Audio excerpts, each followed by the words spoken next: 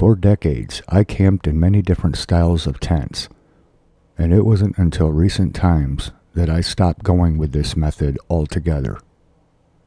I have seen and experienced far too many things while out camping in the woods that made me realize it's the most unsafe way to camp. A tent is nothing more than just fabric made up of either nylon or polyester held up by very flimsy poles. The only thing a tent protects you from are the insects, and absolutely nothing else. Most people like tents because they're lightweight and convenient, especially among backpackers. To some, tents give a false sense of security, as there is absolutely nothing safe about a tent. By no means is this video meant to frighten you. It's only to inform you of the very real dangers that are out there while tent camping. While out on a recent fall camping trip, I came across a site not too far from where I was staying that had been struck by lightning. The lightning bolt struck a tree and branched off and struck a couple neighboring trees. The electricity surge through the trees was so great that it literally blew the bark several yards from the tree that got struck. It killed all the trees that it came into contact with. I saw 3 trees that were literally destroyed by lightning, from the top all the way to the bottom of the trees. If someone would have been camping on this site in a tent, they would be dead. The electricity would have surged through the ground and would have electrocuted you, not to mention the big heavy strands of bark that fell from the trees that were struck. People think it's fun and games to stay in a tent and that there's nothing to worry about, and this video is about to warn you of real dangers that exist while camping out in the woods. It is not a joke. I have also experienced many black bear encounters both day and night.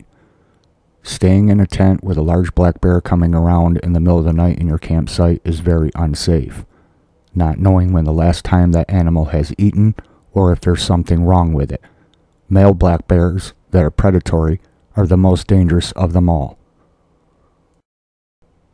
But it was the unexplainable things that took place while tent camping that made me get rid of that method altogether.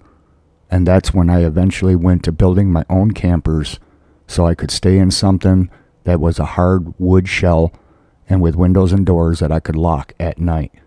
With the experiences that I've had, I would never ever stay in a tent ever again. There are many unexplainable things that happen in the woods that people just flat out refuse to believe. But I have experienced things that says otherwise. I now camp in my Toyota van that I converted into an RV, and this is how I currently camp. Last year, it was attacked at 1 o'clock in the morning, and it left damage all over my van, on the sides, on the back, as well as across the roof and the roof rack. I also have the video and pictures to prove it. And that night, had I been staying in a tent, I'd be dead right now. Whatever was outside of my van was big enough and strong enough to kill me, and it wanted in my van desperately, and I was forced to drive off in the middle of the night in my socks and underwear.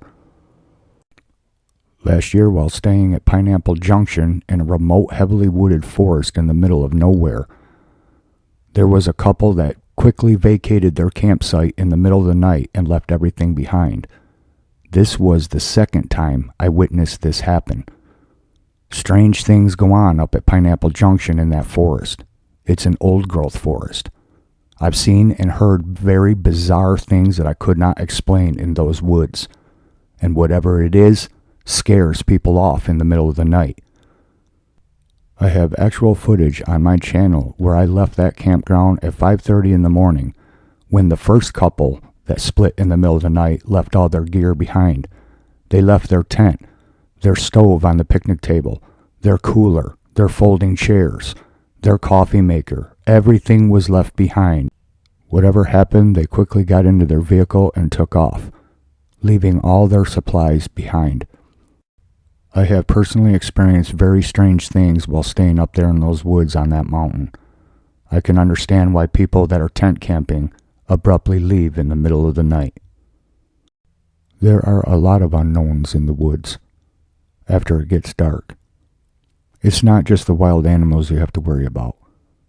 You also have to worry about the weather, lightning and high winds and falling trees. But it's also people out there that mean to do you harm that you have to worry about the most.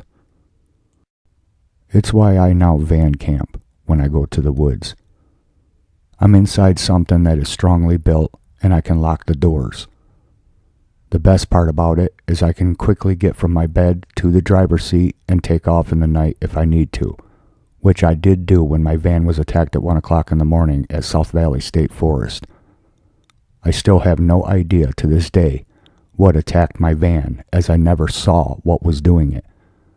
I'm just grateful that night I was not staying in a flimsy, cheap tent that offers no protection at all.